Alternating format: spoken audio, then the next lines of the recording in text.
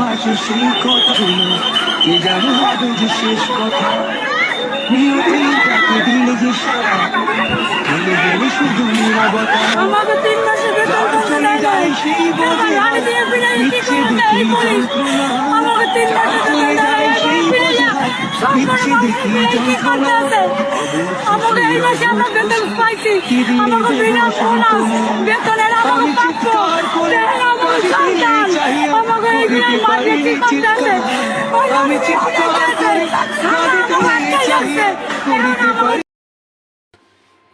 এই যে পুলিশটা যে কামটা করলো, এটা কি ঠিক করলো?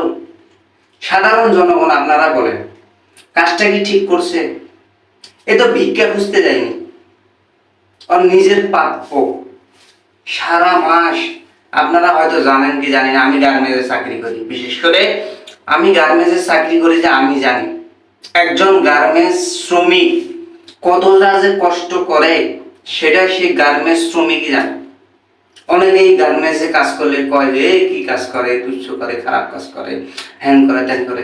আসলে প্রকৃতভাবে গার্মেন্টসে যারা কাজ করে, একদিন তুমি গার্মেন্টসে কাজ করে দেখিও গার্মেন্টসে যে কতটা কষ্ট। সকাল থেকে শুরু করে একটা মানুষ এক জায়গা বসে বা এক জায়গা দাঁড়ায় কত ঘন্টা কাজ করতে পারে বলেন?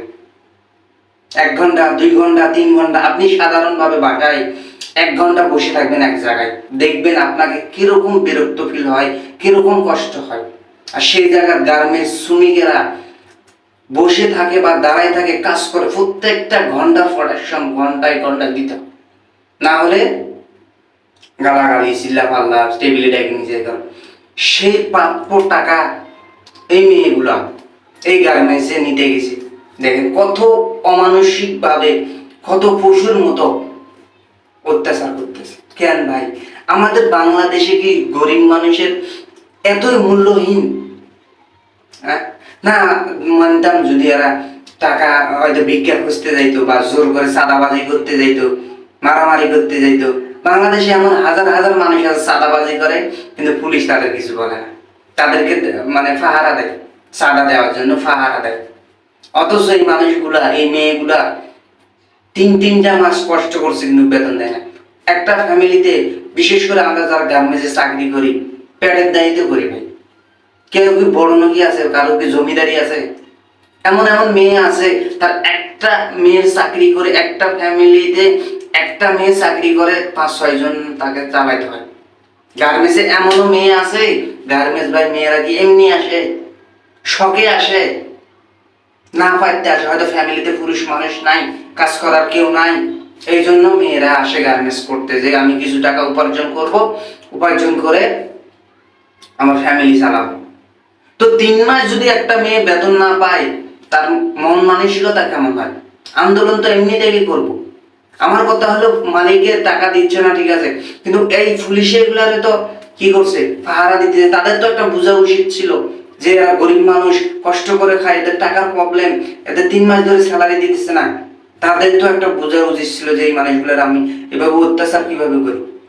আহারে পৃথিবী, আহারে বাংলাদেশ বাইরে, আল্লাহ এগুলো জীবনও সহ্য করবে না, জীবনও সহ্য করবে না। আল্লাহ এগুলো জীবনও সহ্য করবে না। এই যে অত্যাচার করতেছে মানুষের প্রতি মানুষ, এটা জীবনও সহ্য করবে না। গার্মেন্টস শ্রমিকদের 1 ফোঁটা ঘামের দামও দিতে হবে গার্মেন্টস মালিকদের। কারণ আপনি হয়তো জানেন না, চাকরি যদি করতেন অবশ্যই জানতেন। সকাল থেকে শুরু করে, এই 8টা থেকে শুরু করে মেশিনের চাকা ঘোরায়। এমন এমন গার্মেন্টস আছে, এমন এমন শ্রমিকরা কাজ করে যে তারা টয়লেটে যাবে এই ভয়ে পানি কম খায়, প্রোডাকশন ফিল আপ হবে না বলে। 1 ঘন্টায় যে টার্গেট দেয়, এই টার্গেট ফিল আপ করার জন্য সে পানি কম খায়, যে টয়লেটে যেতে হবে আমার ঘন ঘন, পানিও কম খায়। আপনি বিশ্বাস করবেন নাকি জানি না আমি। তো এই মানুষগুলোর উপরে যদি আপনারা অত্যাচার করেন, তাহলে আল্লাহ সহ্য করবে? আমি সাধারণ মানুষ হয়ে কথাটা বলতেছি, আমি একজন গার্মেন্টস শ্রমিক। এই ভিডিওটা দেখে আমার কলিজা কাঁপে উঠছে, এই ভিডিওটা দেখে আমার কলিজাটা কাঁপে উঠছে। কি জন্যই মানুষগুলোর এত অত্যাচার করতেছে? আপনাদের কাছে আমার প্রশ্ন, এই ভিডিওটা আপনারা শেয়ার করে দিবেন। হয়তো ভিডিওটা পরের অনেক দিনের হইতে পারে, আমার চোখে পড়ছে, কিন্তু আমার এই ভিডিওটা দেখে মনটা একটু কাঁদে উঠছে, এই জন্য ভিডিওটা করলাম, প্রতিবাদী ভিডিও।